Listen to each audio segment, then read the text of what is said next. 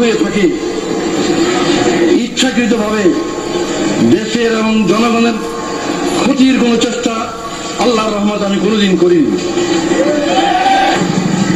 আমার কোনো কাজে অসন্তুষ্ট হয়েছেন, আমার কোনো কাজে ব্যথিত হয়েছেন, দুঃখ পেয়েছেন, আমি তাদের সবার কাছে জানাচ্ছি আপনাদের এই বেদনার সঙ্গে আমি শরীক, আমিও দুঃখিত। জন্মগত নাগরিকত্ব আল্লাহর দান, কে কোথায় জন্ম নেবে এটা ফয়সালা তিনি করেন। এই জন্মসূত্রের নাগরিকত্ব কেড়ে নেওয়ার কোনো অধিকার নেই। তবু কেড়ে নেওয়া হয়েছিল। আজ আমার কোনো দুঃখ নাই, আমার কোনো দুঃখ নাই। আল্লাহ তাআলা সম্মানের সঙ্গে আমার দেশের সর্বোচ্চ আদালতের মাধ্যমে আমার নাগরিকত্ব ফিরিয়ে দিয়েছেন, আলহামদুলিল্লাহ। নাগরিকত্ব হচ্ছে সকল অধিকারের ভিত্তি।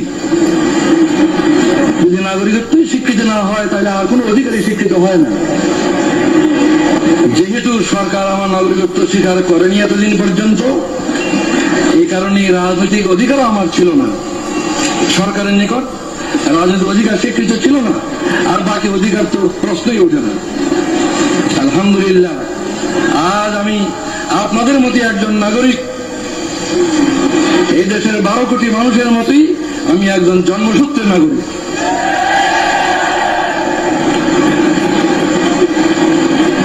আজ 23 বছর পর আমার প্রিয় দেশবাসীর সামনে হাজির হওয়ার আমার সৌভাগ্য হল।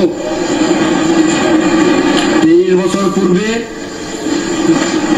আমার এই প্রিয় দেশের মাঠ, ময়দান, রাজপথ আমার বিচরণ ক্ষেত্র ছিল।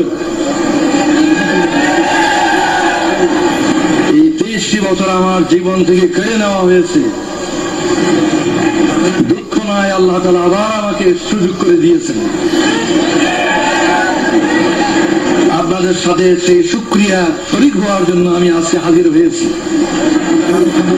আজকে আমি অনেক বেশি কথা বলতে চাই না, আজ সূচনা মাত্র। ইনশাআল্লাহ কথা বলার আরো সুযোগ আল্লাহ তাআলা দেবেন, আমি আশা করি, যদি বাঁচিয়ে রাখেন আল্লাহ। আজ আমি অল্প কটি কথা বলি, আপনাদের কাছ থেকে বিদায় হতে চাই। আমার প্রথম কথা হলো, 23 বছর পর, বিগত 23 বছরের দিকে আমি দৃষ্টি দিয়ে শ্রদ্ধার সঙ্গে স্মরণ করছি আমার এই দেশের অনেক বড় বড় নেতাকে, যারা দুনিয়া থেকে চলে গিয়েছে। তাদের মধ্যে দুজন নেতা এমন, আইয়ুব খানের স্বৈর শাসন আমলে যাদের সাথে মিলে আমি গণতান্ত্রিক আন্দোলনে একসাথে কাজ করেছি, সেই দুইজন আজকে নেই দুনিয়ায়। তারা হলেন মৌলানা আব্দুল হামিদ খান ভাসানী এবং শেখ মুজিবুর রহমান। এরপর আমি স্মরণ করি আরো দুজনকে, এই দেশে গণতন্ত্র পুনর্বহালের জন্য যাদের অবদান অস্বীকার করার সাধ্য কারণ নেই। সেই দুজন দুনিয়ায় নেই আজ। একজন জেনারেল আতাউল গনি উসমানী, আর একজন জেনারেল পরবর্তীকালে প্রেসিডেন্ট জিয়াউর রহমান। শ্রদ্ধার সঙ্গে তাদের স্মরণ করি। আরো স্মরণ করি কয়েকজনকে, যারা এদেশে আল্লাহর দ্বীন, আল্লাহর কালিমার ঝান্ডাকে সমুন্নত করার জন্য আজীবন চেষ্টা করে গেছেন। তাদের অবদানকে আমি স্মরণ করি। এখানে একটা গুরুত্বপূর্ণ কথা আমি বলতে চাই, সেটা হচ্ছে রাজনীতির ময়দানে যারা কাজ করেন, বিভিন্ন দলের মধ্যে মতের পার্থক্য থাকা খুবই স্বাভাবিক, এবং এই পার্থক্যের কারণে রাজনৈতিক সিদ্ধান্ত ভিন্ন ভিন্ন হয়। বিভিন্ন দলের বিভিন্ন রকম রাজনৈতিক সিদ্ধান্ত হয়, এবং এক দলের সিদ্ধান্ত আরেক দলের নিকট গ্রহণযোগ্য হয় না। এটা হয়েই থাকে, এটা স্বাভাবিক। এই কারণে আমাদের মধ্যে যে দূরত্ব পারস্পরিক, এই দূরত্ব দূর করতে হবে। আর দূর করার পথ এটাই যে অতীতকে ভুলে যাওয়া।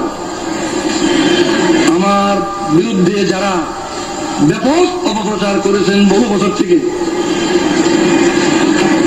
আমি তাদের অপপ্রচারকে কিছুই মনে করি না। তাদের বিরুদ্ধে আমার কোনো বিদ্বেষ নাই, আমি তাদের বিরুদ্ধে কোনো অভিযোগ করব না। তাদেরকে আমি অনুরোধ করব, আসুন আমরা একসাথে মিলে দেশ গড়ার চেষ্টা করি।